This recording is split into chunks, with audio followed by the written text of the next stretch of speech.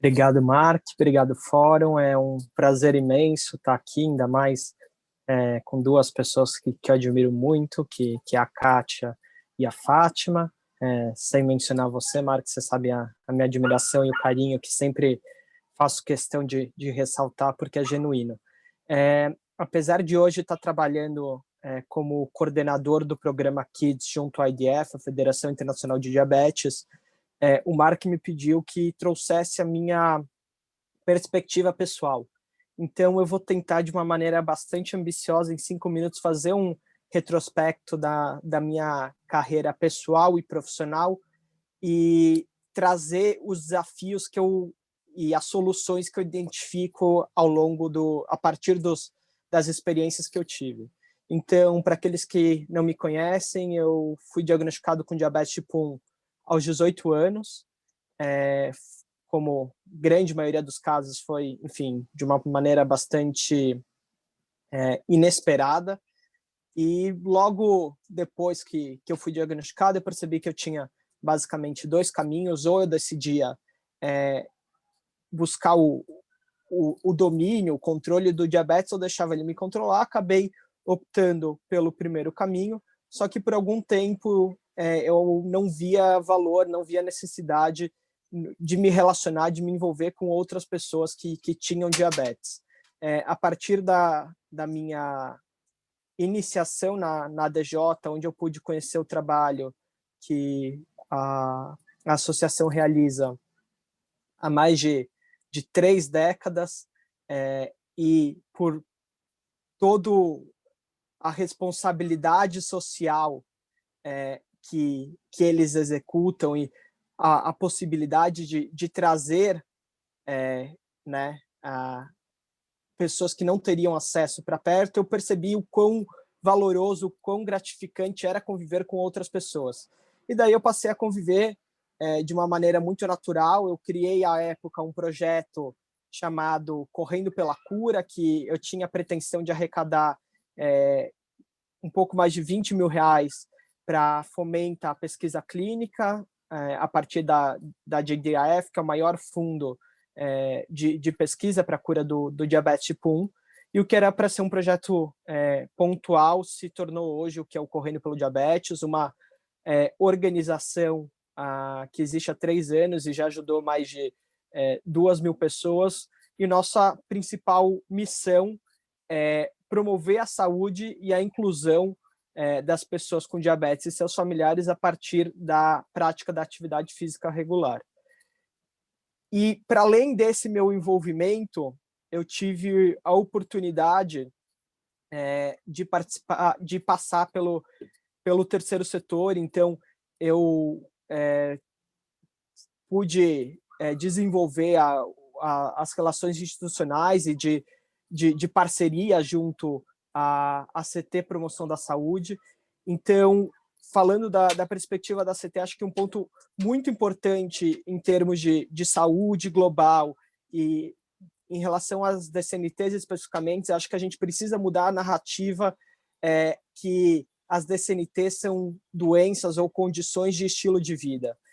A gente sabe que existem várias questões, enfim, determinantes sociais que acabam induzindo, incentivando o consumo de produtos nocivos à saúde. Então, alimentos ultraprocessados, bebidas alcoólicas, tabaco. Então, a gente precisa mudar essa narrativa e entender por que as pessoas consomem o que elas consomem. Então, eu não acho que é simplesmente uma questão de estilo de vida, sem mencionar que a gente sabe que existe uma carga genética. Falando especificamente do caso do diabetes, a gente sabe que ao menos 15% dos casos de diabetes tipo 2 não são sedentários ou têm sobrepeso. A partir da minha experiência da ACT, eu tive a oportunidade de passar pelo Ministério da Saúde, justamente na coordenação geral de doenças e agravos não transmissíveis, onde, liderado pela Luciana Sardinha, a gente conseguiu desenvolver algumas atividades bem interessantes. A primeira delas foi ainda na gestão do Eduardo Macari, importante mencionar. Eles reformularam a coordenação e de uma forma bastante inovadora trouxeram um aspecto do advocacy para dentro do Ministério da Saúde. Então, acho muito importante que a gente conscientize e eduque o serviço público que, sim, ele deve fazer advocacy, e isso envolve uma metodologia, isso envolve indicadores, isso envolve uma capacitação. Então, acho que isso foi uma das grandes conquistas e uma das grandes oportunidades que eu enxergo para a Segedante. Além disso, a Segedante tem trabalhado no plano de doenças e agravos não transmissíveis, que no ano passado houve uma consulta pública e ele está para ser publicado. Então, é muito importante que a gente tenha, né, um grande marco legal, um marco normativo para que a gente possa se pautar a nível de saúde pública, a nível nacional, para que a gente saiba quais são os indicadores a serem alcançados, a serem perseguidos, e trazendo para a perspectiva da IDF, onde hoje eu acho que existem algumas questões centrais. A primeira é importante falar sobre o acesso. Apesar da insulina ela ter sido descoberta há quase 100 anos e sido vendida pela singela quantia de $1, porque, de acordo com o Dr. Banting, um dos pesquisadores que liderou o grupo, era um patrimônio da humanidade. Hoje a gente ainda enfrenta, não no Brasil, mas no mundo, dezenas e centenas de milhares de pessoas que morrem sem acesso à insulina.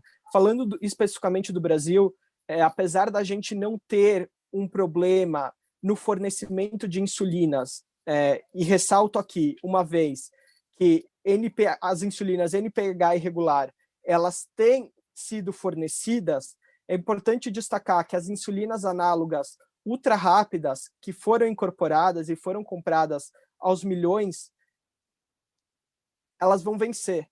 Elas vão vencer justamente por problemas logísticos e de distribuição.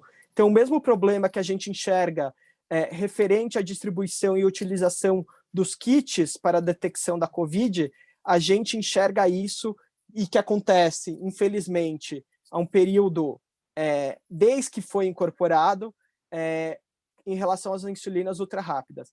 E falando de acesso especificamente no Brasil, gostaria de destacar que, apesar da gente não ter problema com a dispensação de insulinas NPH irregular, a gente tem um problema na dispensação de tiras para monitoramento glicêmico. Então, a gente sabe que muitas vezes essas tiras elas não acontecem de forma contínua, e quando elas acontecem de forma contínua, elas não suprem a necessidade dos pacientes que, ainda mais nesse contexto tão adverso de isolamento social, impossibilidade da prática da atividade física, deterioramento da alimentação, se faz necessário um monitoramento glicêmico mais regular, e isso não é possível pela falta de tiras. O último ponto que eu gostaria de destacar é que a gente sabe que, enfim, o isolamento social, e até algo que a doutora Fátima vai trazer, sobre a volta às aulas e da população com DCNTs, a gente sabe que muitas vezes o aumento do tempo de tela, o aumento da inatividade física, o aumento do consumo de produtos ultraprocessados, ele acaba ocorrendo. Então, é importante que a gente pense em programas e projetos que possam endereçar, que possam, de alguma forma, solucionar essas questões. E acho que o programa Kids ele pode ser uma solução bastante interessante, custo-efetiva, todos os materiais estão disponíveis online para justamente fazer essa conscientização e essa mobilização, tanto dos pacientes, tanto das pessoas que vivem com doenças crônicas, quanto dos pais e educadores. E, por último, trazendo a minha perspectiva de ativista, como membro do conselho da NCD Alliance para o programa Our Views, Our Voices, e também como membro, antes de ingressar o Executive Board da NCD Alliance, desculpa, o Executive Office da NCD, da IDF, como membro das redes Blue Circle Voices e Young Leaders, é muito importante que a gente traga para o centro do debate as pessoas que vivem com diabetes. Nós não somos meramente cobaias para consultorias esporádicas ou pesquisas de opinião. É fundamental que a gente participe do início ao fim do processo. E, fazendo o link com o que a doutora Kátia falou, o DCM realizou, no final do ano passado, um evento que eu e o Mark tivemos a oportunidade e o privilégio de participar, entre outros, para discutir qual é a forma. Então, produzir um guia normativo, tanto para a sociedade civil, como para os Estados-membros da OMS, para que eles possam efetivamente incorporar o meaningful involvement of people living with. Então, a participação significativa, a participação real, que reflita em políticas públicas que atendam às nossas necessidades. Então, eu vejo com bons olhos, eu vejo com boas perspectivas, e a minha esperança é que, a nível internacional, a nível nacional e a nível local, a gente consiga não só prevenir as complicações provenientes das DCNTs, mas também como novos casos dessa grande pandemia que afeta milhões anualmente. Então, acho que era isso, e mais uma vez agradeço a oportunidade.